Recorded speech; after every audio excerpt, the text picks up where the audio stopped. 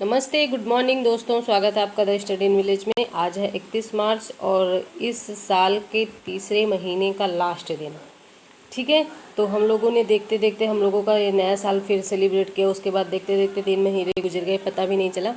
तो आप लोग ये बताइएगा कि आप लोगों ने ये जो 3 महीना टाइम है ये कहाँ यूटिलाइज़ किया, कितना टाइम आपका मतलब कि आपने यूटिलाइज़ किया, कितना टाइम आपका ख़राब गया, ये चीज़ें बताइएगा। तो जो इस वीडियो पे नए उनके लिए बता दें कि हम इस चैनल पे 3 वीडियो लाते हैं। एक सुबह आपकी करंट अफेयर्स की आती है जो कि ये देखने को मिल रही है। शाम को 4 बजे आपको प्रीवियस ईयर क्वेश्चन हिस्ट्री की आती है जिसमें सिंधु घाटी सभ्यता से संबंधित हम अभी क्वेश्चन डिस्कस कर रहे हैं। ऑलरेडी प्रागैतिहासिक काल कंप्लीट हो चुका है, तो जिन्होंने नहीं देखा जाके देख सकते हैं।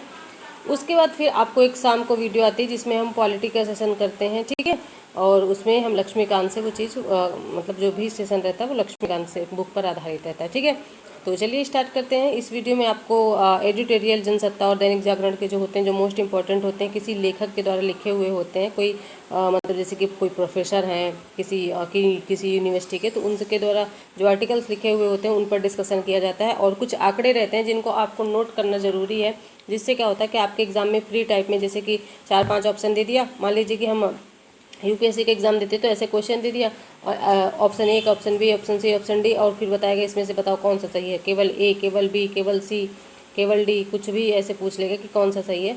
तो ये जो क्वेश्चन होते हैं ये हम ध्यान से पढ़ते हैं तभी सॉल्व कर पाते हैं, क्योंकि ये फैक्ट बेस्ड नहीं होते हैं कि रटना रहता है, इनको समझना रहता है। और आप समझ तभी विकसित कर सकते हैं जब आप डेली डेली न्यूज़पेपर फॉलो करेंगे, उसको उसमें दिए गए आंकड़ों को फॉलो करेंगे, क्योंकि वो आंकड़े वही आंकड़े आपके एग्जाम में पूछे जाते हैं। वो जो लिखे जाते हैं वो कोई अच्छे खासे व्यक्ति के द्वारा लिखे जाते हैं, कोई प्रोफेसर रहते हैं तो उनके द्वारा वो आंकड़े यूज़ किए जाते हैं, तो परीक्षा में पूछने की संभावना बन जाती है। चलिए डिस्कशन स्टार्ट करते हैं। देखिए यहाँ पे है बहुत ही इंपॉर्टेंट न्यूज़ है। कहा गया है नदी, इसमें ये कहा गया है कि नदियों को जोड़ने की हकीकत, मतलब क्या नदियों में क्या चीज़ें पाई जा रही हैं, कैसे उनको जोड़ा जा रहा है, ये सारी चीज़ें इस पर बताया गया है। तो चलिए इसको डिटेल में देख लेते हैं। देखिए ये चर्चा में क्यों है, तो चर्चा में इसलिए बना हुआ है ये। देखिए यहाँ है नदियाँ जीवनदायिनी है, मगर अत्यधिक बारिश के बाद भी शीत ऋतु के दौरान और नदियों को सूख जाना भविष्य में ये संकेत देता है, भविष्य का ये संकेत देता है कि आने वाले टाइम में नदियाँ समाप्त हो सकती हैं। जनता जल आवास, एक मिनट, सही से दिख नहीं रहा है, अब सही दिखेगा। जनता जल का आचमन भी करती है, मगर समाज और सरकार ने नदियों की गंदगी समेटते रेत खनन और सिंचाई के लिए जल स्रोतों का, मतलब इससे अधिक आपको कुछ चीज़ें नहीं बताई हैं सरकार ने। सिर्फ आप नदियों से सिंचाई कर सकते हैं, उसमें कुछ खनन वनन करना हो तो सरकार कर सकती है।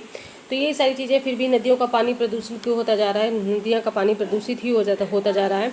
किसी भी नदी को जब स्टार्ट किया जाता है, कोई भी जैसे उद्गम स्थल है नदी का, वो यहाँ से उसका उद्गम ही स्थल है, तो वो थोड़ी दूर बढ़ जाती है, वहाँ के बाद वो दूषित होती जाती है। क्योंकि कोई भी नदियों का महत्व तो समझ ही नहीं रहा है कि नदियाँ हमारे लिए कितनी महत्वपूर्ण है। तो इसमें आंकड़े भी आगे दिए हुए हैं, हम लोग उसके बारे में बातचीत करेंगे। तो चलिए देख लेते हैं। यहाँ पे दिया हुआ है कि देखिए यहाँ पे है संयुक्त राष्ट्र की ताज़ा रिपोर्ट बताती है कि विश्व में 26% आबादी का सुरक्षित पेयजल नहीं पहुंचा पा रही है।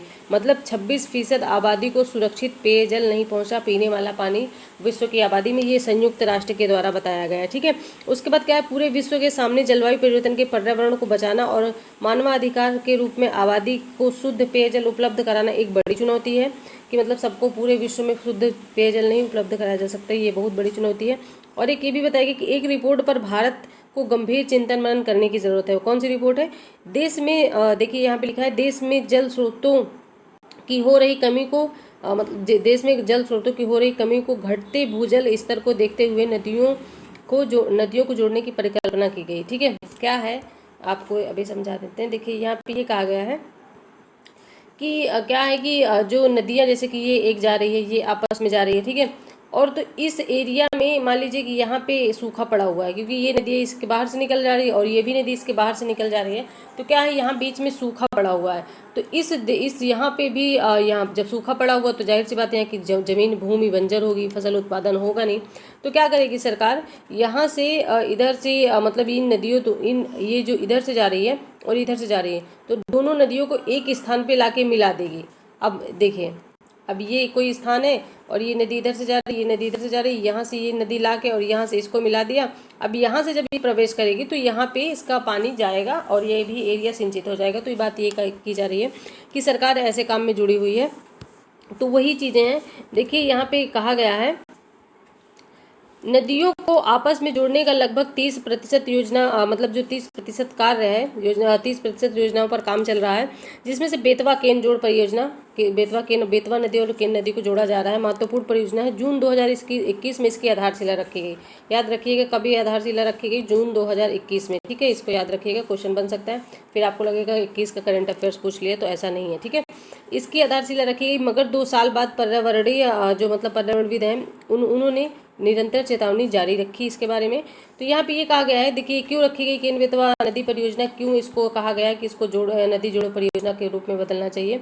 क्या है कि जो बुंदेलखंड वाला एरिया है, ये देखिए, ये है बुंदेलखंड। पहले इसको देखिए आप, ये है उत्तर प्रदेश और ये है मध्य प्रदेश। तो मध्य प्रदेश और उत्तर प्रदेश के मतलब सीमा पर ऐसे इसको बुंदेलखंड बोला जाता है। ठीक है, तो यहाँ का एरिया बहुत ही मतलब कि अच्छा नहीं है, उपजाऊ नहीं है, पानी की यहाँ पे कमी है। तो यही कहा जा रहा है कि इस एरिया में क्योंकि केन और बेतवा को जोड़ दिया जाएगा तो यहाँ पे भी पानी आएगा और ये भी फसल उत्पादन करने लगेगा, ऐसा कहा गया है। तो यही सारी चीज़ें बताई गई। देखिए इसमें क्या और भी क्या है, देखिए इसमें बताया गया है कि मध्य प्रदेश से निकलकर उत्तर प्रदेश के हमीरपुर में, ये चीज़ याद रखिएगा, कौन सी जगह पे यमुना से मिलने वाली बेतवा और केन नदी पर जोड़ो परियोजना। मतलब बेतवा और केन जो मिलके कहाँ, जो मतलब बेतवा और केन जुड़ के एक आपस में मिल गई, फिर उसके बाद ये कहाँ मिलती हैं, तो यमुना में मिलने वाली बेतवा और केन कहाँ पे मिलती है, उत्तर प्रदेश के हमीरपुर में। ये क्वेश्चन याद रख लीजिएगा क्योंकि यूपीएससी स्पेशल में पूछा जा सकता है, यूपीपीसीएस स्पेशल में पूछा जा सकता है कि क्योंकि यूपी से संबंधित है तो पूछा जा सकता है। तो मध्य प्रदेश से निकलकर उत्तर प्रदेश के हमीरपुर में मिलती हैं। उसके बाद क्या है, दोनों राज्यों में 12 लाख हेक्टेयर कृषि को भूमि को सिंचित करने के साथ बुंदेलखंड को पानीदार बनाने की बात कही गई है। ये सोचिए दोनों राज्यों में कितना सिंचित करती हैं, 12 लाख हेक्टेयर। ये चीज़ याद रखिएगा क्योंकि आपसे स्टेटमेंट वाइज क्वेश्चन बन सकते हैं। ठीक है, तो स्टेटमेंट वाइज क्वेश्चन बन सकते, तो आप जैसे ध्यान रखिएगा दोनों राज्यों को मिला के 12 लाख भूमि सिंचित करती है। ऐसा पूछ लिया जाए कि नदी बेतवा केन जो परियोजना है वो कब शुरू की गई, जून 2021 में बोल दिया जाए। फिर उसके बाद एक ऑप्शन दे दिया जाए कि ये दोनों देशों को मिला के 6 लाख हेक्टेयर भूमि को सिंचित करती हैं, तो गलत है, 12 लाख हेक्टेयर भूमि को सिंचित करती हैं। ऐसे आपको क्वेश्चन तैयार करने होंगे। ठीक है, यहाँ पे और फिर उसके साथ बुंदेलखंड में भी पानी की बात की जा रही है। तो यहाँ पे यही है, देश के 38 नदियाँ सर्वाधिक प्रदूषित हैं। ठीक है, देश की 38 नदियाँ हैं जो कि सर्वाधिक प्रदूषण का कारण बनी हुई है, बहुत ज़्यादा प्रदूषित हैं। भोपाल के नज़दीक रायसेन जिले के छोटे से गाँव झीरी, अब ये भी याद रखिएगा, कहाँ से निकलती है बेतवा नदी, तो झीरी से इसका उद्गम स्थल है। कहाँ, रायसेन, मध्य प्रदेश के रायसेन जिले के झीरी से और इसका उद्गम स्थल है। और ये आगे चल के ही थोड़ी दूर पर प्रदूषित हो जाती है।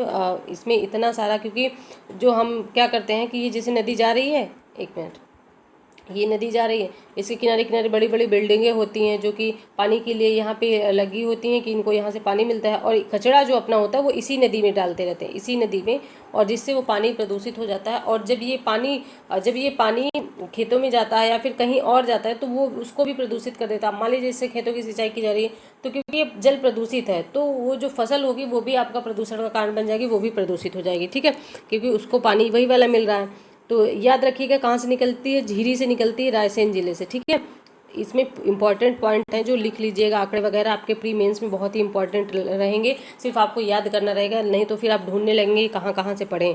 ठीक है, तो देखिए यहाँ पे है कि उद्गम के कुछ किलोमीटर पर दूरी पर ही बेतवा में का पीएच मान 6.5 हो जाता है, यानी कितनी प्रदूषित हो जाती है कि इसका पीएच मान 6.5 हो जाता है। ठीक है, उसके बाद और 6.9 मतलब 6.5 तय करने से बहुत अधिक 9.3 हो चुका है।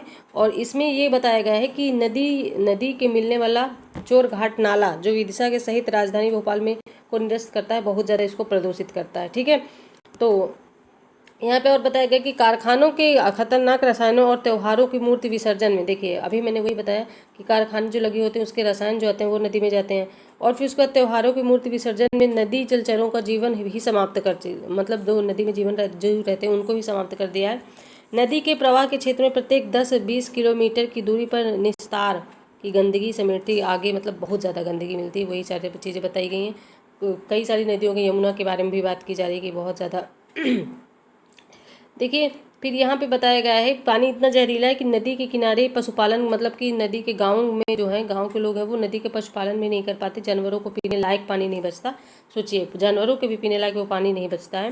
तो इसी जहरीले जल को ये बताया जा रहा है कि इसी जहरीले जल को जोड़ के वो बुंदेलखंड की ओर ले जा रहे हैं। परियोजना के माध्यम से सरकार सूखे और बेहाल बुंदेलखंड को प्यास बुझाने की कोशिश कर रही है। और जून 2005 में केन बेतवा नदी परियोजना की राज्य शासन प्रेषित DPR रिपोर्ट बताती है यही कि विनिर्माण मतलब निर्माण के बाद निर्माण के बेतवा में जल का प्रवाह निरस्त रखने के लिए और क्या है कि इस बांध के माध्यम से विदिशा और रायसेन जिले में 40 गांवों को पेयजल व 62,230 लोगों को इससे लाभ होगा, ऐसा बताया जा रहा है। क्या है ना कि हर सिक्के को दो पहलू होते हैं, कहीं उसकी आलोचना तो कहीं उसकी प्रशंसा भी होती है। तो यही सारी चीज़ें कि इसको अगर जुड़ जाएगा तो इतने लोगों को लाभ होगा। देख लीजिए कितने हैं इसमें हैं 140 गाँव में पेयजल के 62,230 लोगों को लाभ होगा। ठीक है, फिर उसके बाद क्या कहा गया है, 62,230 हेक्टेयर की भूमि सिंचित होगी। ठीक है, 62,230 हेक्टेयर भूमि की सिंचित होगी जब दोनों परियोजनाएं जुड़ जाएंगी। मगर मध्य प्रदेश सरकार में डूब क्षेत्र अधिक बता रहा है, मध्य प्रदेश सरकार में बाढ़ अधिक आ जा रही है, उसका क्षेत्र डूब जा रहा है, ऐसा बताया जा रहा है। यहाँ तो कौड़िया बांध है, कौड़िया बांध निर्माण को योजना से अलग किया गया है और इस संशोधन के बाद योजना में पेयजल की शुद्धता प्रश्न चिन्ह लग रहा है। ठीक है, कि कितना शुद्ध रहेगा, ये है। फिर उसके बाद ये बताया गया है कि खनन, नदी के किनारे में जंगल का कटना, ये सारी चीज़ें भी उसको प्रदूषित करती हैं। नदियों में जाके खनन करते हैं, रसायन छोड़ते हैं, उसमें कंपनियों का रसायन मतलब जो भी बड़ी बड़ी कंपनियां होती हैं वो उसका अपना जहरीला रसायन उसमें छोड़ते हैं, पेड़ कटते हैं, तो फिर और उनको भी पशुपालन भी वहाँ पे मतलब नहीं होता है, तो जिससे के माध्यम से नदियाँ बहुत ज़्यादा प्रदूषित हो रही हैं। यही सारी चीज़ें इसमें बताई गई हैं।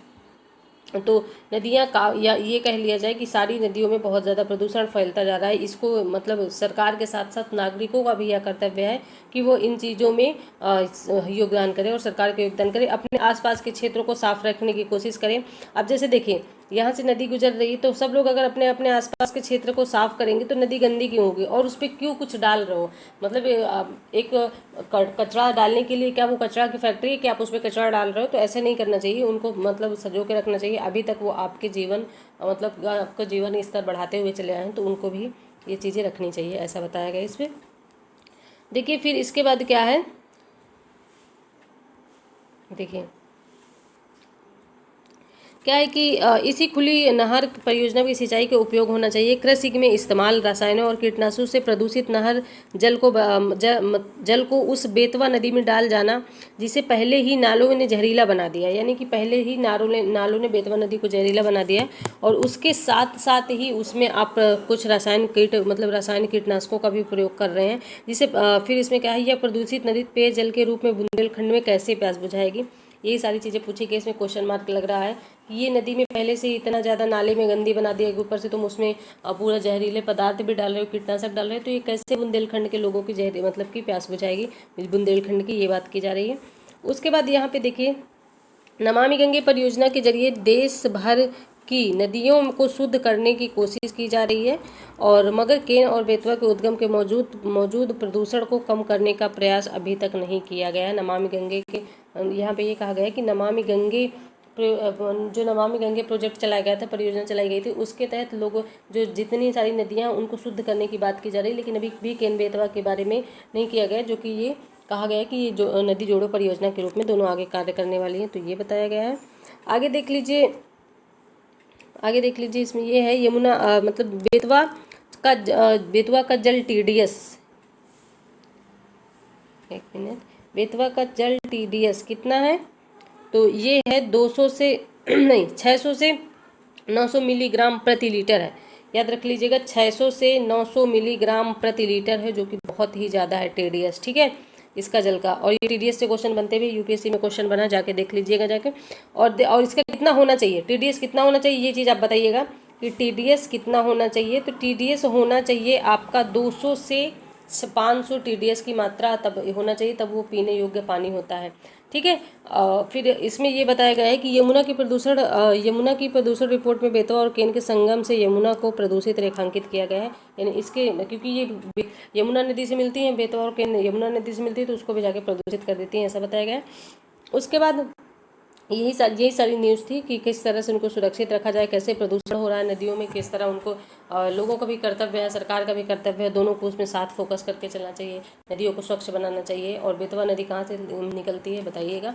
और ये सारी चीज़ें आप याद रख लीजिएगा, क्योंकि ये जो आंकड़े हैं आपके एग्जाम में बन सकते हैं। ठीक है। TDS कितना होना चाहिए जल का, जब वो पीने योग्य होता है तो 200 से 6 को भी 200 से 500 के बीच होना चाहिए, लेकिन वर्तमान में कितना है, 600 से 900 के बीच है जो बेतवा का, जो कि पीने योग्य बिल्कुल नहीं है। ठीक है। तो ये है आपका, देखिए बुंदेलखंड में कौन कौन से आते हैं जिले जो हैं, इनको देख लीजिए। इधर आता है झांसी, हमीरपुर, बांदा, महोबा, ये चित्रकूट, और फिर उसके बाद है ललितपुर। ठीक है। ये उत्तर प्रदेश के हैं। फिर उसके बाद ये मध्य प्रदेश के हैं, इनको देख लीजिएगा आप। उत्तर प्रदेश और मध्य प्रदेश से कौन कौन से जिले आते हैं इनको आप देख लीजिएगा, क्योंकि क्वेश्चन बन सकता है कि जो मतलब बुंदेलखंड है, जहाँ पे नदी और वो केन और बेतवा को शामिल करने की बात की जा रही है, वहाँ से लाने की बात की जा रही है, तो उत्तर प्रदेश के कितने जिले आते हैं, मध्य प्रदेश के कितने जिले आते हैं, ये क्वेश्चन बन सकता है। या फिर ये क्वेश्चन बन सकता है कि कौन कौन से जिले आते हैं, 4-5 जिले का नाम दे देगा। तो आप इनको ध्यान से देखिएगा। क्वेश्चन कोई मतलब क्वेश्चन ऐसे ही बनते हैं, हम लोग उसको ध्यान से देखते नहीं, फिर हम सोचते हैं कहाँ से क्वेश्चन आ गया। जो न्यूज़ में रहता है उसको आप बैकग्राउंड में जाकर उसकी इन्फॉर्मेशन चेक करो और अच्छे से एकदम डिटेल में देखो, तो क्वेश्चन आप कभी नहीं छूटेंगे। ऐसे ही क्वेश्चन आपके करंट में आ जाते हैं। अभी ये न्यूज़ में है जो है केन बेतवा नदी परियोजना 2021 का, इससे संबंधित कुछ वो क्वेश्चन बन के आप सोचेंगे 2021 का करंट दे दिया, तो ऐसा नहीं होता है। ठीक है। और ये है आपका ये वाला एरिया बुंदेलखंड, जो कि उत्तर प्रदेश है, मध्य प्रदेश है। ये वाला एरिया बुंदेलखंड है, जहाँ पे पानी की बहुत ज़्यादा कमी है, तो यहीं पे पानी लाए जाने की बात की जा रही है। ठीक है। तो चलिए आगे बढ़ते हैं। देखिए ये बहुत ही इम्पोर्टेंट न्यूज़ है। इसमें कहा गया है,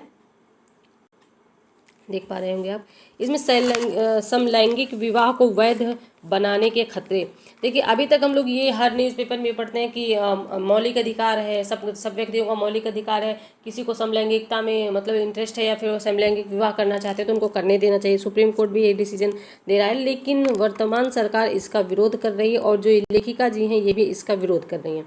तो हमको ये पता है कि क्यों समलैंगिक विवाह होना चाहिए, ये नहीं पता समलैंगिक विवाह रोका क्यों जाना चाहिए। ठीक है। तो आज इसके बारे में हम लोग डिस्कशन कर लेते हैं, क्योंकि हमको जब आंसर राइटिंग करनी होती है तो हमको दोनों प्रकार मालूम होने चाहिए, तभी हम अच्छी आंसर राइटिंग कर सकते हैं। किसी एक पक्ष में कभी नहीं रहना। जो एक प्रशासनिक अधिकारी होता है वो एक पक्ष में नहीं रहता, वो दोनों बातों को सुन के फिर वो निर्णय लेता है कि सही क्या है गलत क्या है। तो ठीक है। तो आज हम ये जानेंगे कि समलैंगिक विवाह के खतरे क्यों हैं। ठीक है।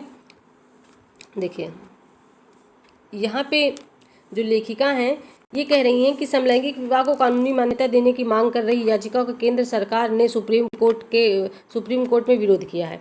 कहा है कि इसकी मान्यता को स्वीकार्य सामाजिक मूल्यों में संतुलन प्रभावित होगा। यकीनन मूल्यों और परंपराओं की देखिए अनुश्री कहने वाला सोच इसे भारत का पिछड़ापन कहेगा। यानी कि लोग ये कहेंगे कि अभी भारत बहुत पिछड़ा है, इन सब चीज़ों को मान्यता नहीं दे रहा है, तो मतलब इसको पिछड़ापन कहेगा, ये कहा जा रहा है।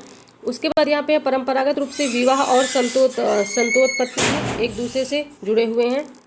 विवाह होगा तभी मतलब संतान की उत्पत्ति होगी, तो ये एक दूसरे से जुड़े होंगे। लेकिन अगर समलैंगिक विवाह कर लेंगे तो संतान उत्पत्ति होगी ही नहीं, ये बताया जा रहा है इसमें। फिर उसके बाद एक कहा है कि परंतु एक विवाह के प्रजनन का अर्थ खारिज करता है। कोई संयोग नहीं है कि जिन देशों में समलैंगिक विवाह को कानूनी मान्यता दी वहाँ प्रजनन दर सबसे कम है। यानी कि वहाँ प्रजनन दर बहुत कम है। अगर प्रजनन दर कम हो गई तो काफ़ी ज़्यादा नुकसान भी देखने को मिल सकता है। वैसे जिस देश में बहुत बढ़ती जनसंख्या उस देश के लिए तो सही है, लेकिन जिस देशों में, अब जैसे कि चाइना में क्या है, चीन में पहले था कि आप 2 से ज़्यादा बच्चे को जन्म नहीं दे सकते। ठीक है। 1 से ज़्यादा था, 1 से ज़्यादा बच्चे को जन्म नहीं दे सकते, 1 या 2। तो इसमें क्या है कि अब ज़्यादातर आबादी उनकी बूढ़ी हो चुकी है, वृद्ध अवस्था में ज़्यादातर आबादी पहुंच चुकी है। क्योंकि जब ये पॉलिसी लागू हुई थी तब वो लोग यंग थे, तो उन्होंने ये पॉलिसी लागू कर दी। अब क्या हुआ कि वो अब बच्चों को ज़्यादा जन्म नहीं दिया जाता था, तो ये जो मतलब कि लोग जो युवा थे अब वो वृद्ध हो चुके हैं, तो अब कार्य करने के लिए कोई तो चाहिए ना, तो अब फिर वो बढ़ा रही है कि आप प्रजनन दर तेज़ी से बढ़ाइए। तो यहाँ पे यही है कि जिन देशों में ये समलैंगिकता विवाह लागू है वहाँ प्रजनन दर बहुत कम है। कौन कौन से देशों में, ये ध्यान रखिएगा आप।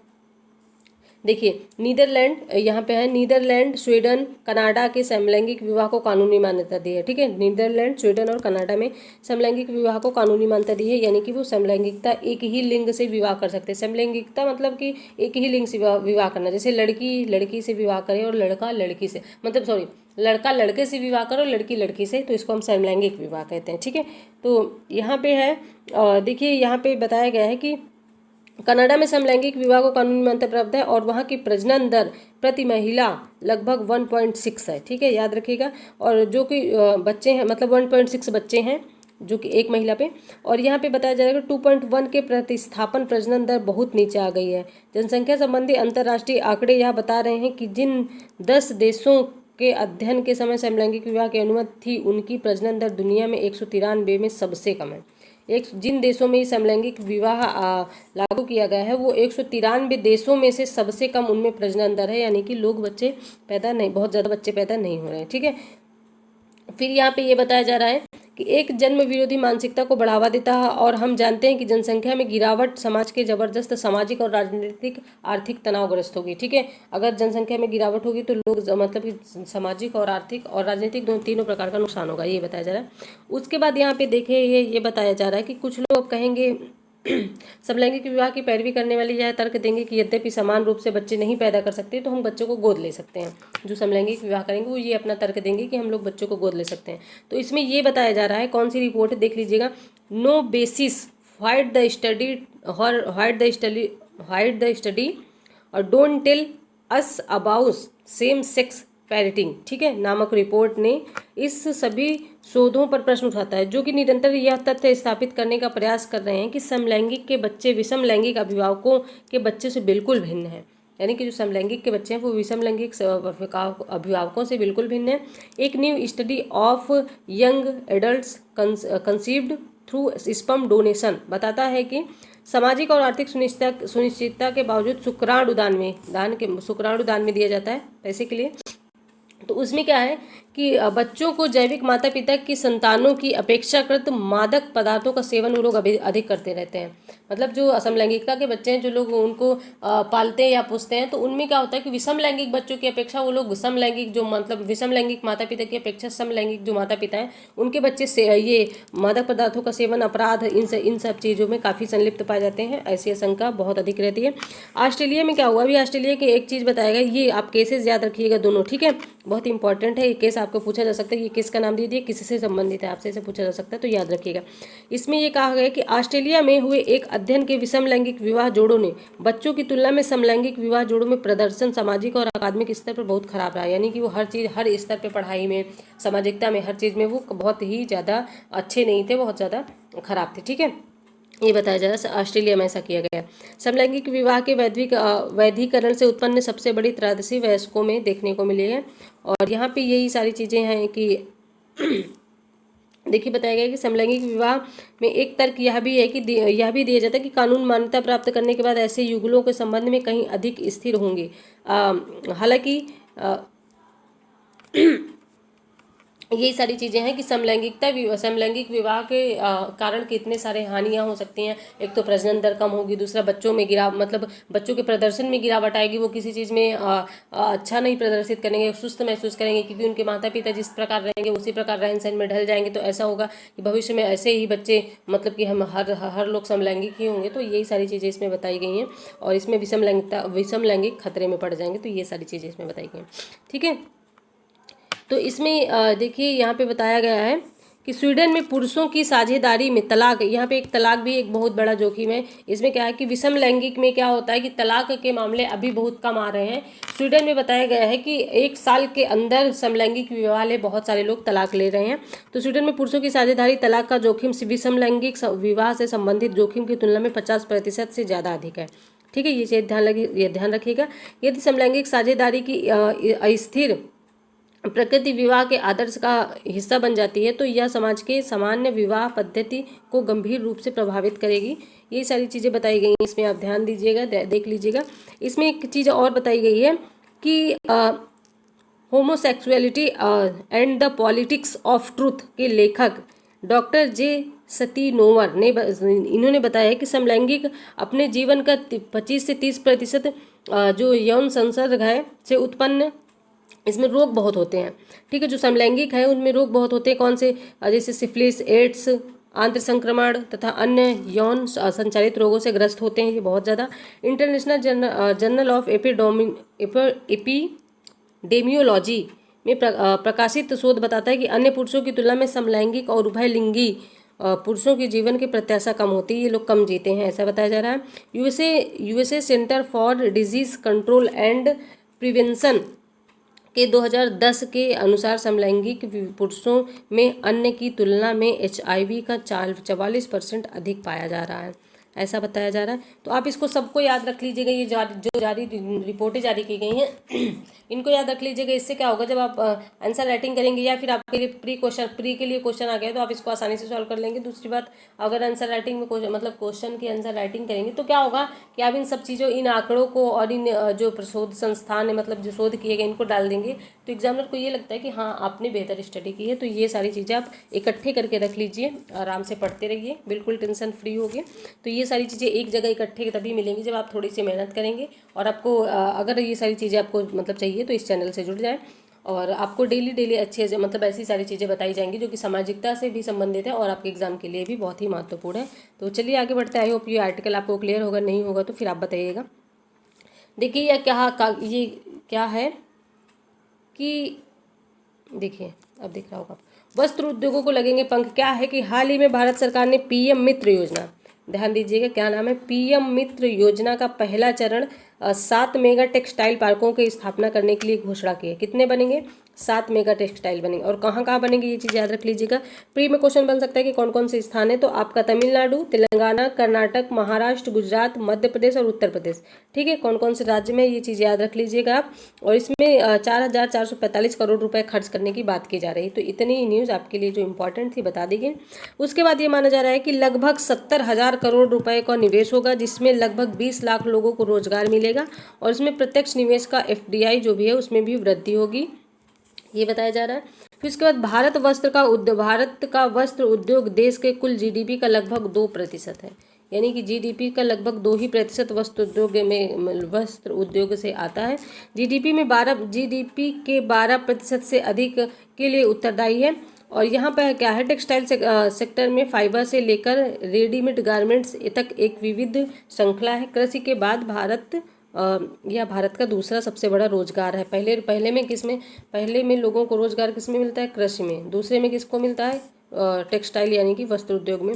ये चीज़ याद रख लीजिएगा, इससे क्वेश्चन बन सकते हैं। मान लीजिए क्वेश्चन बना दिया कि पहले नंबर पर भारत में रोजगार वस्त्र उद्योग में मिलता है, दूसरे नंबर पर उसमें द्वितीय क्षेत्र में मिलता है, ऐसे क्वेश्चन बना दिए तो आप लोग याद रख लीजिएगा कौन से पहले तो ये योजना कब जारी की गई और योजना का क्या नाम है, तो ठीक है, कहाँ पर स्थापित किए जाएंगे, कितने मेगा पार्क लगेंगे जो कि अभी बताया गया है, तो कौन कौन से राज्यों में लगेंगे, ये चीज़ आपके लिए इंपॉर्टेंट है। और दूसरी बात ये इंपॉर्टेंट है कि GDP का कितने प्रतिशत है, तो GDP का 2% है। और तीसरा क्वेश्चन आपके लिए इंपॉर्टेंट है कि ये भारत में कृषि के बाद दूसरा सबसे बड़ा रोजगार प्रोवाइड करने वाला क्षेत्र है। ठीक है, तो चलिए आगे बढ़ते हैं। यहाँ लगभग 4.5 करोड़ रुपए इसमें प्रत्यक्ष रोजगार मिलता है और लगभग 6 करोड़ लोगों को, मतलब 4 करोड़ लोगों को इसमें प्रत्यक्ष 4 करोड़, ये भी लिख लीजिएगा, 4 करोड़ लोगों को मिलता है इसमें प्रत्यक्ष रोजगार और 6 करोड़ लोगों को अप्रत्यक्ष रोजगार मिलता है। जिसमें से क्या होता है कि लोग किसी न किसी तरीके से उसमें जुड़े रहते हैं, कपड़े के फैक्ट्री से, लेकिन इसको प्रत्यक्ष रोजगार नहीं मिलता है। तो यहाँ ये बताया गया है। उसके बाद देखिए, अप्रत्यक्ष रोजगार प्राप्त होता है। विश्व में वस्त्र के और परिधान के क्षेत्र में भारत का सबसे बड़ा 6ठा निर्यातक है। ठीक है, 6ठे नंबर का निर्यातक है, ये भी लिख लीजिएगा। कितने सारे क्वेश्चन आपके यहाँ पे बन रहे हैं, देखिए ऐसे ही क्वेश्चन बनते हैं। आप इसको मतलब कहीं पे भी यूज़ करते हैं, आपको प्री के लिए भी क्वेश्चन बन सकते हैं, आप मेंस के लिए भी यूज़ कर सकते हैं। कौन कौन से राज्यों में कब स्थापना की गई, फिर से बता रही हूँ, कौन कौन से राज्यों में ये योजना कब आई है और कितने मेगा पार्क लगाए जाएंगे, कि GDP में कितना % है, तो 2% है। और कितने लोगों को फ़ायदा हो रहा है इसमें, कितने प्रत्यक्ष लोगों को हो रहा है, कितने अप्रत्यक्ष लोगों को हो रहा है। और कृषि के बाद दूसरा सबसे बड़ा, मतलब कृषि के बाद दूसरा सबसे बड़ा ऐसा क्षेत्र है जहाँ पे लोगों को काफ़ी रोजगार मिल रहा है। तो और यही सारी चीज़ें हैं। निर्यातक कौन सा? 6ठे नंबर का है पूरे विश्व में, तो ये बताया गया है। इसमें बताया गया हिस्सेदारी करीब 4 से 5% है। वर्तमान में भारत का वस्त्र और परिधान निर्यात करीब $100 मिलियन के करीब है, जिसे 2030 तक बढ़ाने का कितना, अभी $100 मिलियन के करीब है। ठीक है, हमको बढ़ाना कितना है 2030 तक, क्या लक्ष्य रखा गया है, तो ये भी याद कर लीजिएगा कि लक्ष्य इसका क्या है, तो लक्ष्य इसका है 250 बिलियन। ठीक है, 250 बिलियन हमको 2030 तक रखना है, ये चीज़ आप याद रख लीजिएगा। अभी वर्तमान में कितना है, तो 100 बिलियन है। ठीक है, तो आई होप आपको ये सारी चीज़ें क्लियर हो गई होंगी, लेकिन फिर भी अगर आपको डाउट है तो आप कमेंट बॉक्स में बता सकते हैं कि आपको इसमें कोई डाउट है, और आपको कोई दिक्कत हो तो फिर भी कमेंट बॉक्स में बता सकते हैं, कुछ ऐड करवाना हो तो फिर भी कमेंट बॉक्स में बता सकते हैं। लाइक और डिसलाइक करके आप अपना फीडबैक दे सकते हैं कि आपको लेक्चर कैसा लगा, मतलब जो भी आपको यहाँ पे कंटेंट प्रोवाइड करवाया जाता है वो कैसा है, सारी चीज़ें आप बता सकते हैं। और अपना सपोर्ट बनाए रखिए, स्टडी कंटिन्यू करिए। चलिए अब हम मिलते हैं शाम को 4 बजे, और जो हम प्रीवियस ईयर का क्वेश्चन डिस्कस करते हैं उसमें। तब तक के लिए आप अपनी स्टडी कंटिन्यू करिए, अपने और अपने परिवार का ध्यान रखिए, अपनी हेल्थ का ध्यान रखिए। मिलते हैं नेक्स्ट वीडियो में। धन्यवाद।